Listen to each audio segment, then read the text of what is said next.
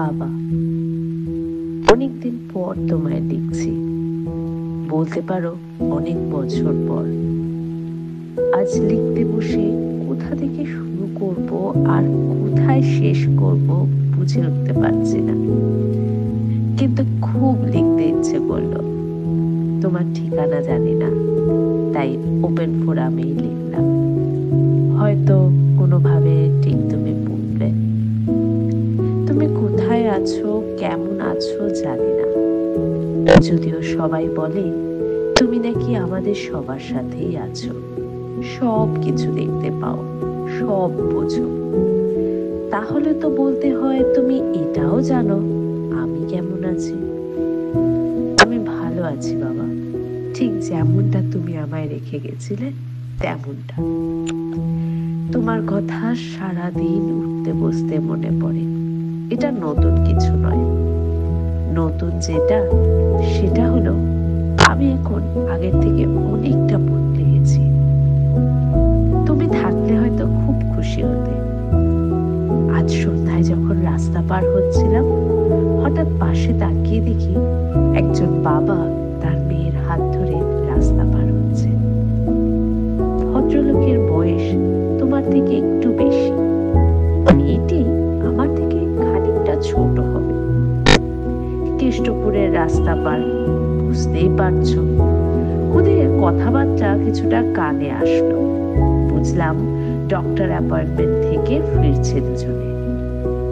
কনভারসেশনটা শুনে খুব ভালো লাগলো, মনে মনে মুচকি হাসলাম।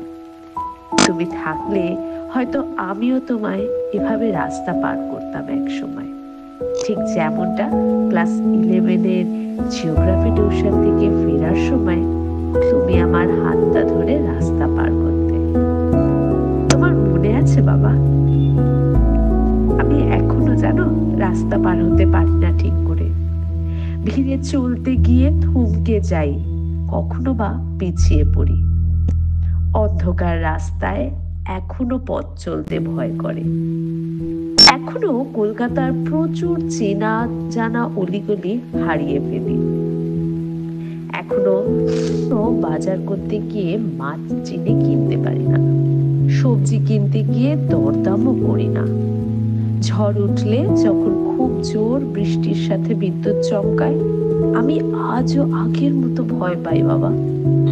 এখনো রাত জেগে কাজ করতে করতে যেখানে সেখানে ঘুমিয়ে পড়ি, কিন্তু তুমি আর আগের মতো এসে হাত থেকে ফোন সরিয়ে গায়ে চাদর চাপা দিয়ে যাও না।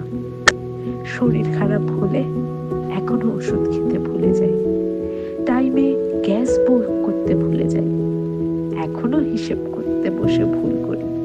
তুমি তো জানো বাবা, হিসেবে আমি বড্ড কাঁচা, বড্ড বেশি বেহিসেবি আমি। এখনো অল্পেতে অভিমানী আমি, খুব তাড়াতাড়ি ভুল মানুষ আঁকড়ে ধরি আর অল্পেতেই কষ্ট পাই। এখনো মানুষ চিনতে ভুল করি বাবা, এখনো ঠকি, আজও বোকা হই। তুমি ভাবছো এ তো পুরোই আগের মতো, তাহলে আর পরিবর্তন কিসের? না বাবা, সবটা আগের মতো নয়। এখন আমি অনেক বড় হয়ে গেছি, ঠিক তোমার মতন, ঠিক যেমন তুমি সবার কথা ভাবতে, শুধু নিজের টুকু বাদ দিয়ে ঠিক তেমন করেই শিখে গেছি আমিও।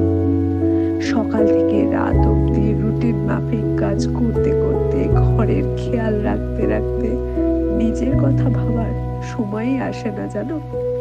অথচ কেউ কিন্তু বোঝে না। ঠিক একটা সুন্দর হাসি থাকে মুখে, আপনা থেকেই যেন চলে আসে। সবাই ভাবে খুব সুন্দর গোছানো একটা মানুষ, সবটুকু পরিপাটি। এখন জানো তো বাবা, নিজে ইচ্ছে মতো শখের জিনিস আর কেনা হয় না। শুধু ভাবি কি কিনলে ঘরের কাজে আসবে। এখন কেউ বারান্দা থেকে আমার ফেরার অপেক্ষাও করে না, দেরি করলে ফোনও আসে না। বাড়ি ফিরে অকারণে কারোর উপর রাগ দেখাতে পারি না। রাগ করেছি কেউ জানার নেই বলে কেউ রাগ ভাঙাতেও আসে না। খিদে পেলে অনেক সময় বুঝতেও পারি না, পছন্দের খাবারগুলো ঠিক কি কি ছিল এখন জানো মনে করতে হয়। তোমার মতো কেউ বাজার খুঁজে এনে আমাকে আর সারপ্রাইজ দেয় না। এখন আর আমার অভিমান দেখানোর কেউ নেই। নিজের না পাওয়াগুলো কখন যেন চেপে থাকতে শিখে গেছি। কারা নিজের আর কারা পর বুঝতে শিখেছি। এই স্বার্থপর পৃথিবীতে ঠিক কতটুকু কাউকে দেওয়া উচিত বুঝতে শিখেছি বাবা। মেয়েকে মানুষ করা, ঘর সামলানো আর কাজ করার মাঝে হঠাৎ করে কখন জানি অনেকটা বড় হয়ে গেলাম। কবিতাটা মনে আছে তো বাবা? এখনো তো বড় হইনি আমি, ছোট আছি, ছেলে মানুষ বলে। দাদার চেয়ে অনেক মস্ত হব বড় হয়ে বাবার মতন হলে। সবকিছু শিখেছি বাবা, শুধু শিখতে পারিনি তোমায় ছেড়ে কি করে থাকতে হবে। আজও এখনো আমি তোমায় খুঁজি। রাস্তায় চলতে গিয়ে যখনই কখনো বাবাকে তার সন্তানের সাথে দেখি মনটা খুব খুশি হয়ে যায়। দু চোখ ভরে দেখি আর ভাবি কি সুন্দর একটা সম্পর্ক। যারা এখনো তাদের বাবাকে কাছে রাখতে পেরেছে কতটাই না ভাগ্যবান তারা। তুমি আমার সবটুকু জেনেছিলে আর থাকবেও। আমার সমস্ত ভুল তোমার কাছে, সমস্ত ক্ষমা তোমার কাছে, সমস্ত চাওয়া পাওয়াটুকু তোমার কাছে। তুমি নেই, আমার আবদার করারও আর কেউ নেই। আমার সমস্ত শিক্ষা তোমার। আমি সবটুকু তোমার প্রতিফলন হয়ে থাকতে চাই। আমি জীবনে যতটুকু সব তোমার জন্য। তুমি নেই এটা আমার চিন্তারও বাইরে। শুধু ভাবি তুমি আছো, ঠিক আছো, শুধু একটু দূরে আছো, তাই ইচ্ছে মতন তোমায় ছুঁয়ে নিতে পারি না। আগের মতন সবাইকে বলতে পারি না হয়তো যে আমারও বাবা আছে, কিন্তু দিন শেষে রোজ আমি বাড়িতে তোমার কাছে ফিরি। দিন শেষে আমার সবটুকু তোমার কাছে। আজও আমার সমস্ত চাওয়া পাওয়া তোমারই কাছে। আজও কিছু খারাপ হলে তোমার কাছে ছুটে যাই। তোমায় দেখলে যেন একটা বড় শান্তি লাগে। মনে হয় এই সেই আমার আশ্রয়, যেখানে আমি নিরাপদ। আবার কখনো আমরা আমাদের যাত্রাটা শুরু করব।